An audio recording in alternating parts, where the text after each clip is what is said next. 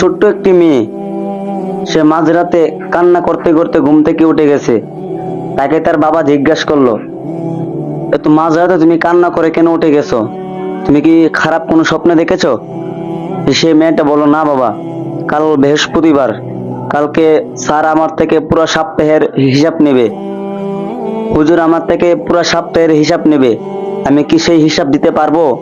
সেই চিন্তায় আমি কাঁদতেছি। যদি না দিতে পারি স্যার আমাকে মারবে, সেই চিন্তায় আমি কাঁদতেছি। তখন তার পিতা ভাবতে লাগলো, আমার মেয়ে এক সপ্তাহের হিসাব দিতে পারবে না বলে সে কান্না করতেছে। যদিও সে তার স্যারকে মিথ্যা কথা বলেও বাঁচতে পারবে, কিন্তু আমরা এই যে দুনিয়াতে এত নাফরমানি করতেছি, আল্লাহর এত এত গুনাহ করতেছি, এত নাফরমানি করতেছি, তারপরেও তো আমরা একটা বারের জন্য আখিরাতের কথা চিন্তা করি না, একটা বারের জন্য আমরা কবরের কথা চিন্তা করি না।